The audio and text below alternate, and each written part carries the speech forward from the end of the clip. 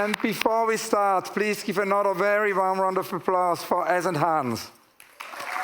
Look at each other. Danke, Hans Ulrich.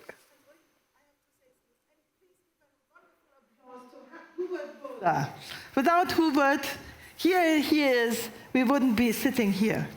Hubert, thank you.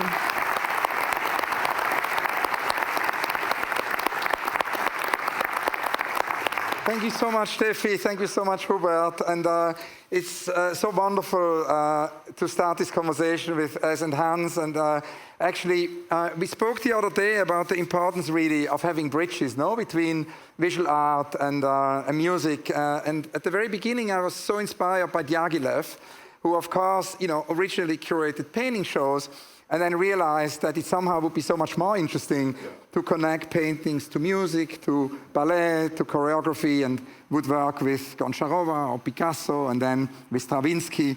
And of course, there's such a long, amazing history, thinking about Andy Warhol, know how Warhol worked, even as a music manager at some point, and producer.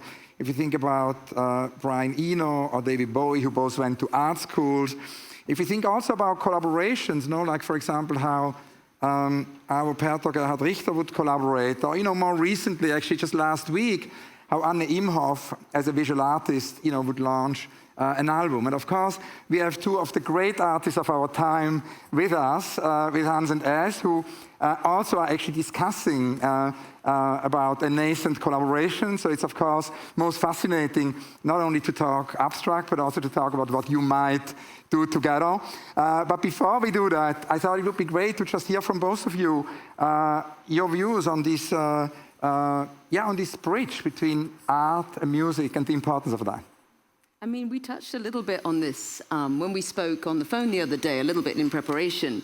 And one of the things that came first to my mind when you brought this subject up is, I wonder if the disconnect between music and art, or the visual and the oral, is actually the kind of break, right? Rather than the connection being something, isn't it just that we lost a connection? Isn't it that this separation is what's artificial? And actually, the way that we talked about this, Hans, yesterday, we don't watch a movie as much as we listen to a movie. When we perceive a painting, I'm often smelling it and listening to it as much as I'm looking at it. And perhaps this, if we could re-find this sense of synthesis and synesthesia, perhaps we could then apply that more broadly to a connection with the planet, to a connection with the other in general, and a connectivity of the senses within us could perhaps be a rehearsal for a connectivity of all sorts of other things, which might bode well for us in terms of precluding our own extinction. I thought, or something. Okay, I'm going to make an experiment.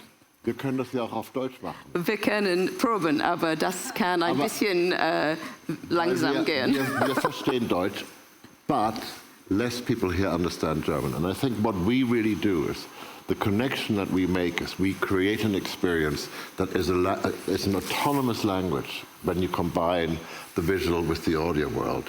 And it's like a secret language that everybody in the world understands.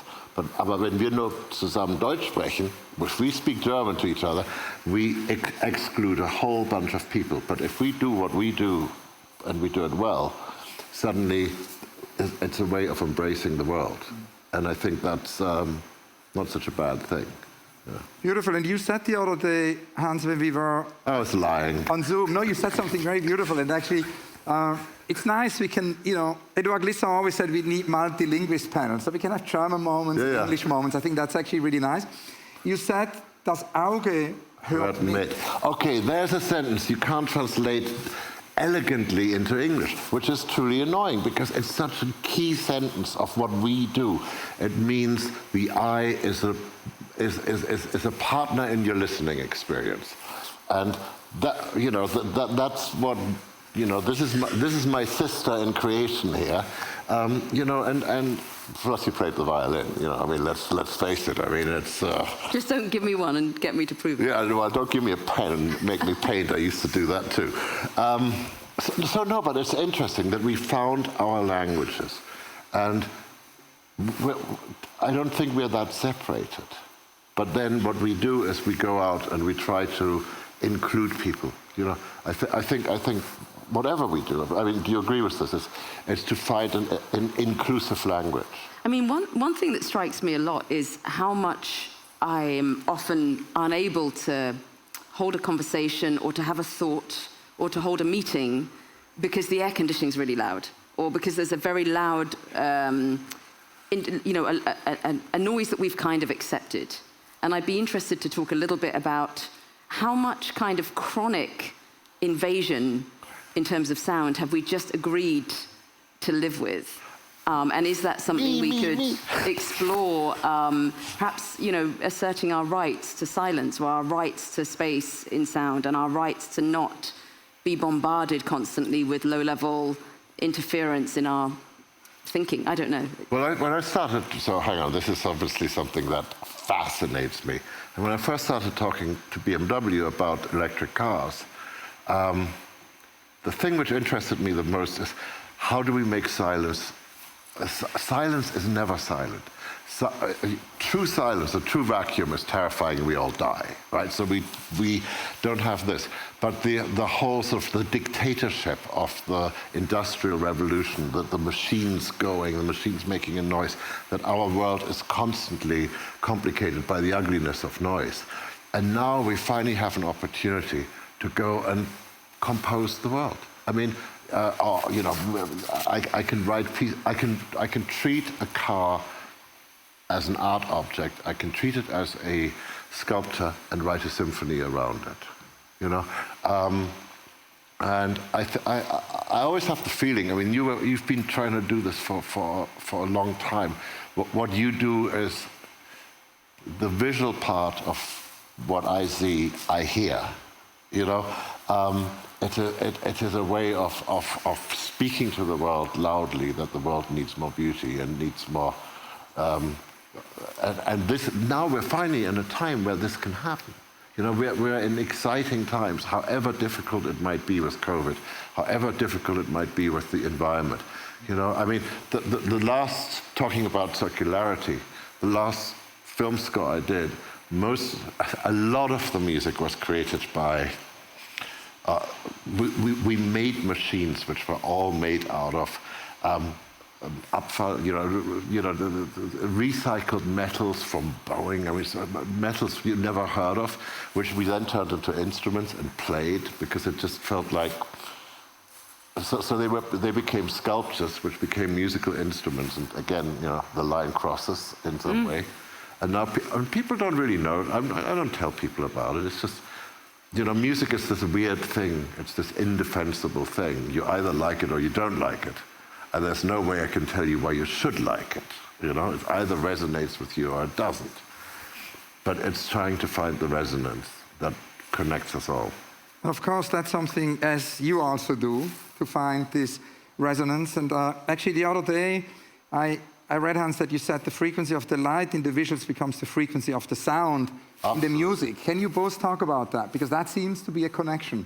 Well, I think also for some of the audience here who may not be aware of the things that I make, I'll just give a little outline for you, which is I make sculptures and environments, but often performances happen in them.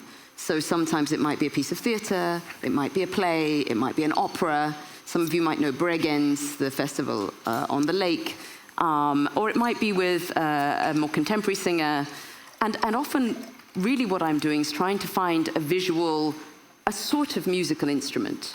And I was always, as you mentioned, I played the violin when I was a kid. I always wondered why were musical instruments so beautiful? Did they need to be beautiful?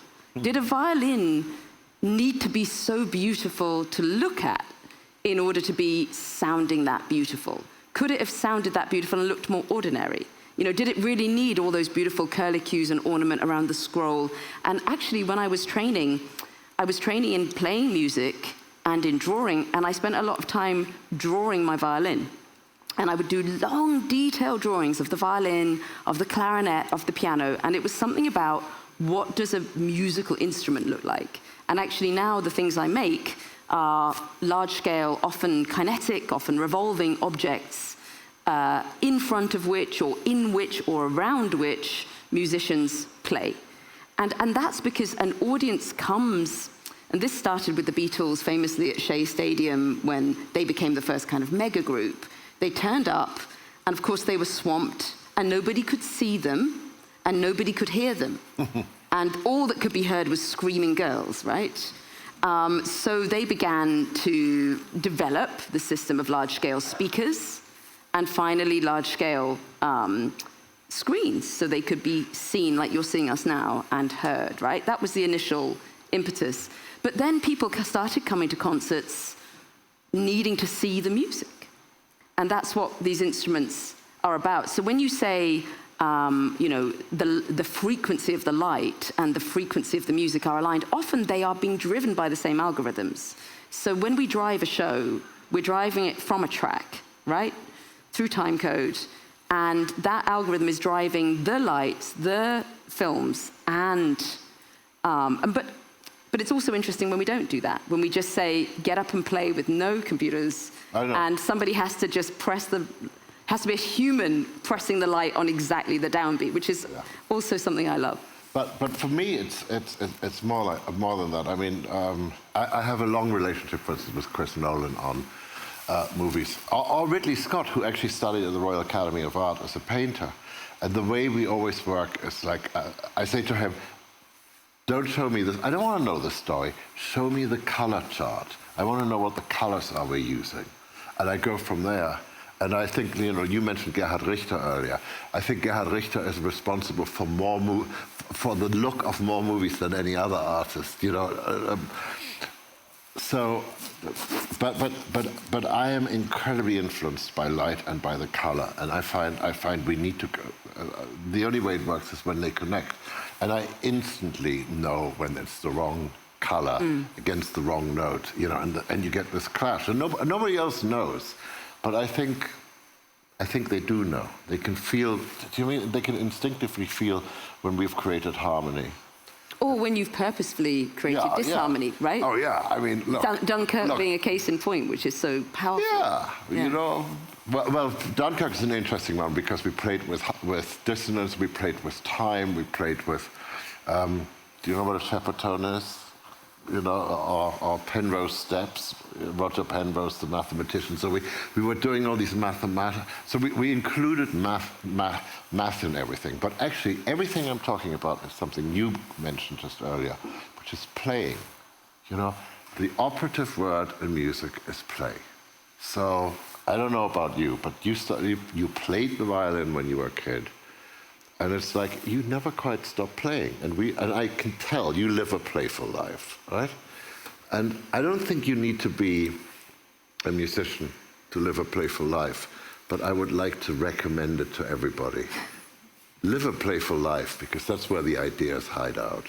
It's a very beautiful advice, I think, to all of us. Thank you so much. And the playfulness also leads us to collaboration. And both of your practices, I mean, you're both incredible collaborators. You work very often in collaboration. You mentioned with film directors, with musicians, with architects. And I spoke the other day with Arthur Jafa, about kind of Kanye West collaborative practice, how Kanye would work with Valerio Olgiati on a city, how he worked with Arthur Jafa on films. And I was very curious to hear a little bit more about this art of the collaboration. If you could talk a little bit about that. And I think it connects also very much to the theme, because if we want to invent a new economy, a new world, a circular economy, as discussed in many of the talks today, we need to go beyond the fear of pooling knowledge. We can only solve the big topics of the 21st century if we pool knowledge, if we bring all the disciplines together, if we also go beyond this two-culture division between science and then the arts and the humanities. And you mentioned Roger Penrose, whom I went to interview a few years ago, and that's a great example, the link you make often to science. So I wanted to ask you to talk a little bit about that. Go beyond the fear of pooling knowledge, the art of collaboration, maybe in both of your practices.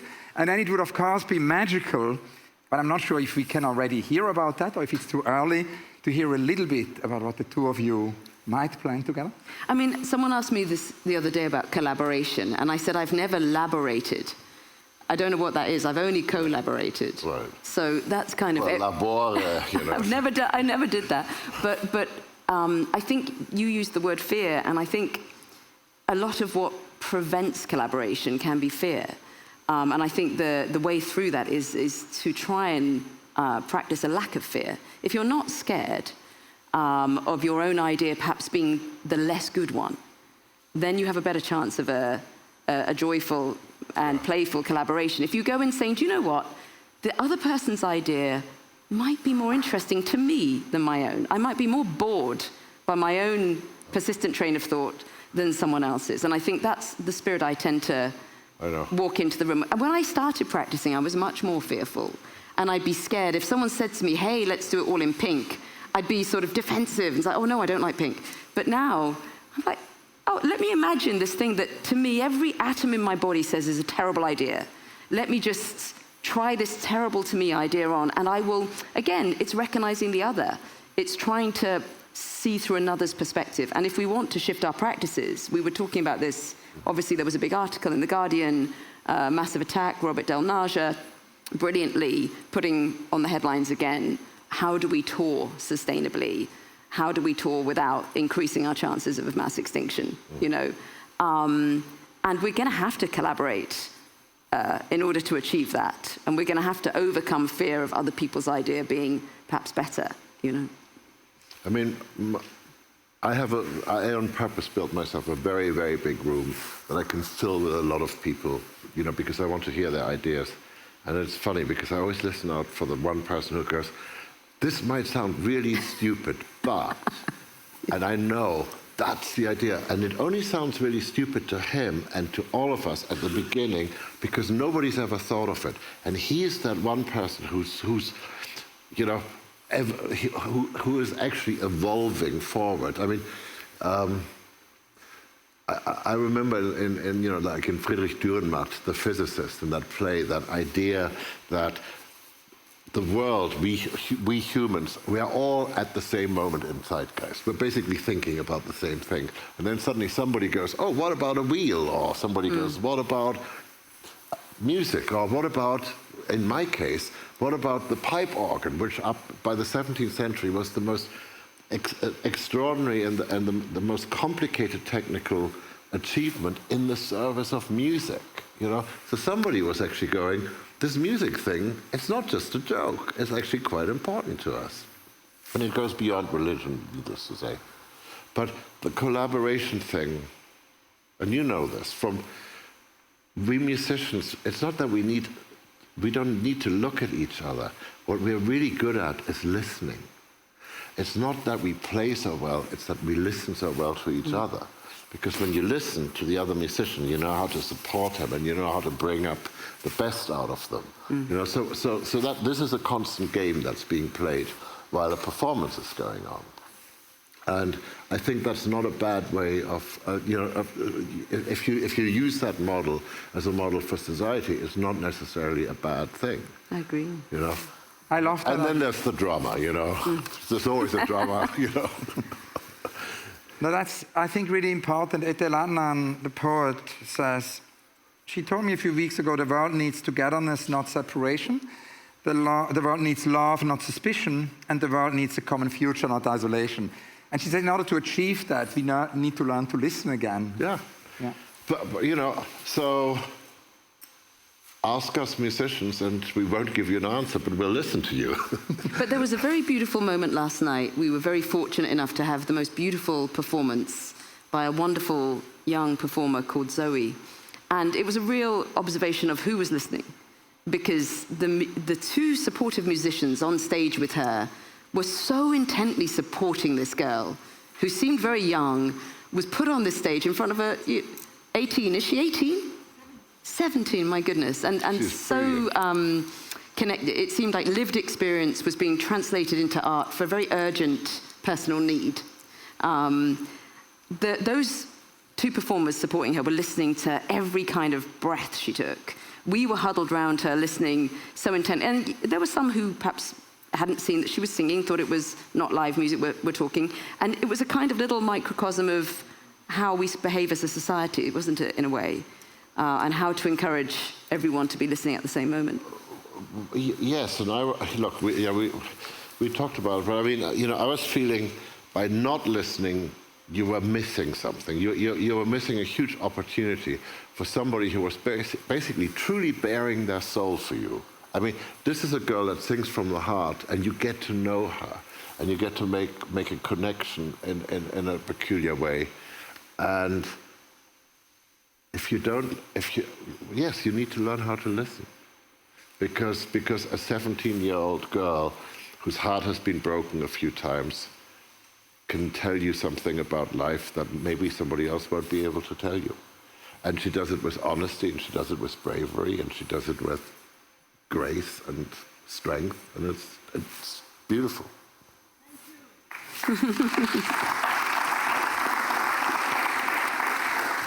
Thank you so much. Now, I wanted to ask you about the future, because Hans, you said that in relation to the project you're doing with BMW, it has to do with shaping the sound of the future, no? Of course, how electronic cars. So I was interested in this idea of the future, the sound of the future, to hear from you more.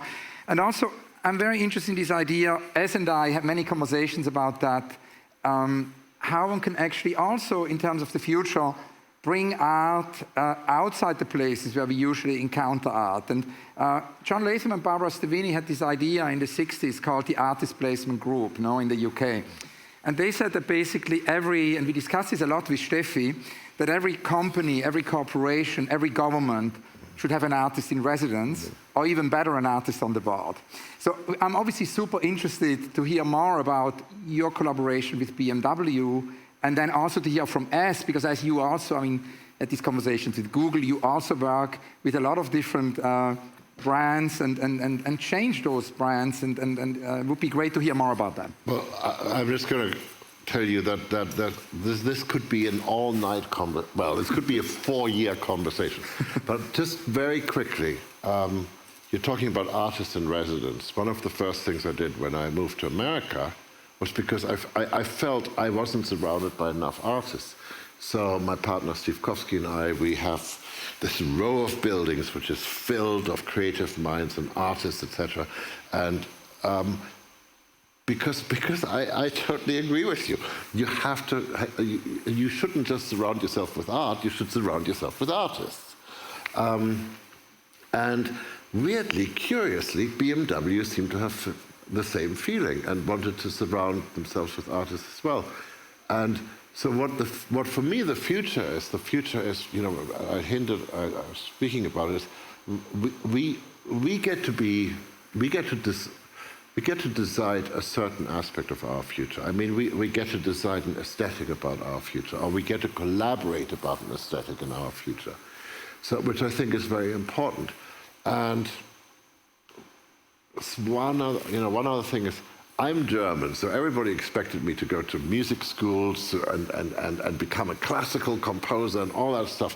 No, I joined a punk band because for me what was important is to go and play everywhere and to go and play in every corner of the world and not be elitist and not, and figure out what I could bring to people.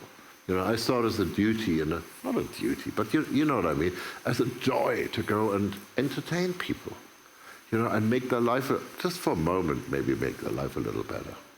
Sorry, that was rambling. Well, I'm going to ramble as well then. Okay, go on then. Because we spent this afternoon at the BMW recycling plant. And I have to say, I wish Hans Zimmer had been there to write the music for this moment. I wasn't allowed to film it, but I think we'll find a film of it and give it to you to score. I was almost crying. It was incredibly beautiful and moving and kind of shocking. It's this arm that's a bit like, a huge giant robot arm. And actually, we gave a little applause at the end of the performance by the guy driving the thing. And he would come down, and it was an entire car, started complete. And already these kind of almost like vultures had been scavenging off bits of it.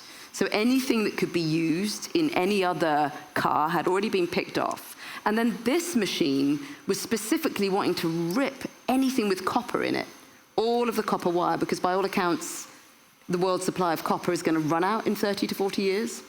So we mustn't throw any copper away, right? So this machine really precisely picks over it, and when it can't do any more with one head, it leans over, drops this head off, gets a different head, and then dives in, picks out some more, and then finally picks the whole car up, puts it in another machine, which squashes all up into one of those little cubes, and then kind of takes a bow, and you applaud it.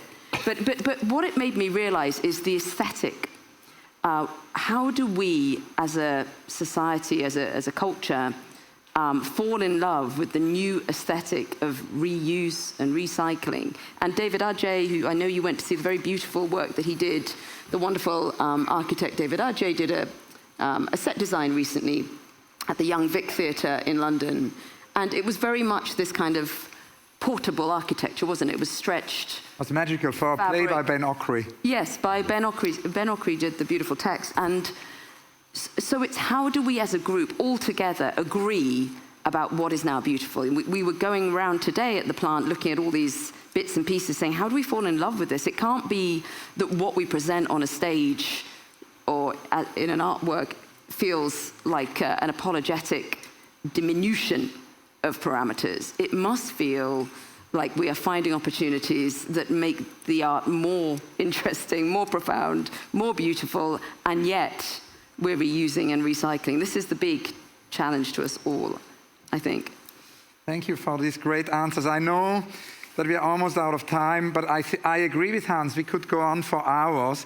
I'm so grateful that Steffi, the amazing junction maker, Steffi always makes these amazing encounters possible, brings us here together, and I hope this is the beginning of many more conversations. I do, however, have one last question, which is the only recurrent question in all the conversations I do, which is a conversation about the unrealized projects. And of course, as you mentioned, David Adjaye, our friend, and, David has this amazing project, very relevant actually for the topic here. It's an extinction tower. It's basically an incredible architecture where we would see what we lose, and that could create an emotion and empathy. And it's a project so far unrealized. And we do know about it because actually architects do publish their unrealized projects. But we know very little about composers' unrealized project, about basically architects' unrealized project, visual artists' unrealized projects, designers' unrealized projects, poets' unrealized projects. We know very little about that. So I always think it's very interesting to think about projects which are unrealized. And the reasons can be manifold. Sometimes one just hasn't had the time. No, Ligeti once told me that he was in his 70s and he had another 50 years of music to write. Right. So he said, I have no time even to answer your question because I have to get on to work. Then there are projects which are forgotten in a locker somewhere. There may be also projects which are too expensive to be realized, or censorship can play a role. And then my friend Doris Lessing, the writer, the novelist, she always said, very importantly, there are also the projects which are self-censored. No, we all have projects which we might want to do, but haven't dared to do yet. So within this whole range, I just wanted to ask you both to tell us about one or two of your favorite unrealized projects. Do you want to go first, or shall I? Or should I say one that we're doing together that you don't know about yet? Okay, I have an unrealized project that Ez is thinking about and I don't know about. So, turning it over to Ez. Well, the project that we're going to do together that you don't know about yet. Right. So, how do we make an architecture of people? And this has always been done in a choir, right? A choir is an architecture of human instruments. The most beautiful stacking of these resonant chambers into a temporary, itinerant architecture that can sing. So I think if we can lean into that and we make a stage sculpture that's made purely of humans, but very specifically, as we touched on, calibrated sound that measures the resonance of each chamber inside each person and draws it from it, the music that it's most inclined to make. And of course, the other thing is then we use the audience as well as our reflector and as a sort of feedback loop, etc. Come on, we're riffing. We're making something. The audience definitely need to be part of it. Absolutely. Okay, let's start. Everybody? Right, okay. Ez and Hans, thank you so much. Thank you very much. For being such a Thank you so much. Wonderful. Thank you so much.